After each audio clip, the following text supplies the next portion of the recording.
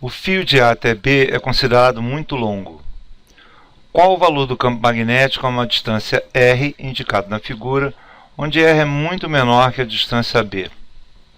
A. Na hora que a chave é fechada e o capacitor está totalmente descarregado. E B. Quando o capacitor estiver totalmente carregado.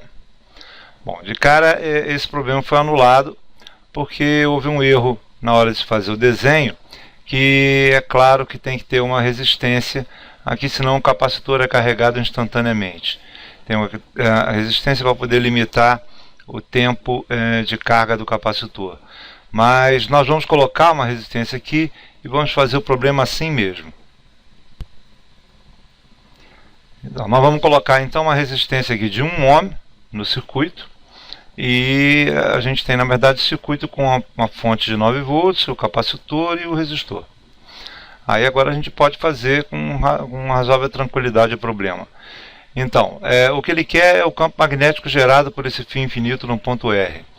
E o campo magnético no fio infinito nós já calculamos isso no exercício 18 com bastante detalhes. Se vocês quiserem, só dar uma olhada lá que está feito.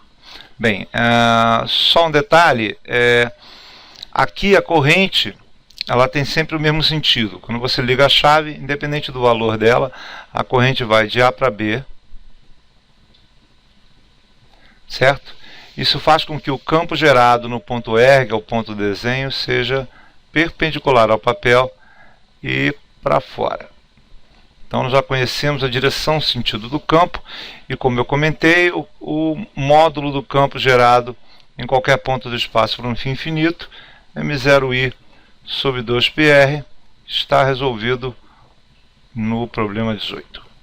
Bem, aqui o problema é como é que a intensidade do campo nesse ponto devido ao circuito. Na hora que liga a chave, o capacitor está totalmente descarregado, e com isso a diferença de potencial nos extremos do capacitor é zero, fazendo com que o potencial na parte de baixo da fonte seja igual ao potencial do outro lado do capacitor, já que ele está descarregado, consequentemente igual ao potencial no ponto A. E o potencial em cima da fonte, na hora que fecha a chave, fica igual ao potencial do outro lado do resistor. Dessa forma, a diferença de potencial em cima do resistor é igual à diferença de potencial da fonte. Consequentemente, a corrente que vai passar através do circuito no instante em que fechar a chave é simplesmente igual a Φ pela resistência, isso é 9 volts por 1 ohm, é 9 amperes. Bom, campo magnético gerado então no ponto R devido ao campo, inclusive está faltando também o ponto R, é uma das coisas também que estava faltando, se não me engano, o R era para ser 1 milímetro, então R é igual a 1 milímetro, certo?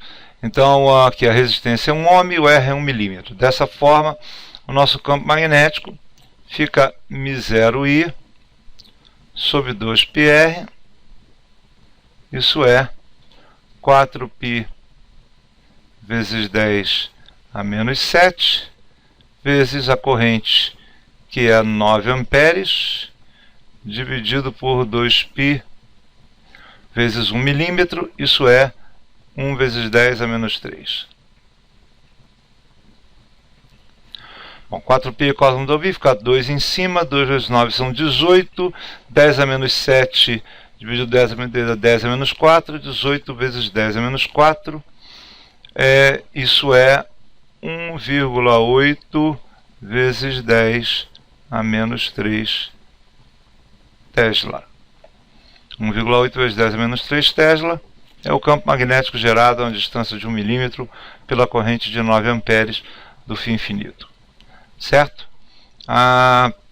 Bom, esse aqui resolve o nosso item A, né?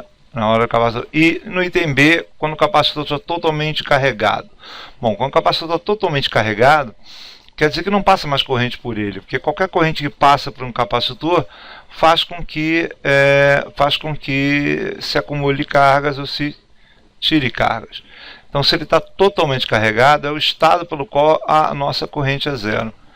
Então, o estado que a corrente é zero, olha, é óbvio, consequentemente, o nosso campo magnético gerado No ponto R também é 0. Muito bem, é isso.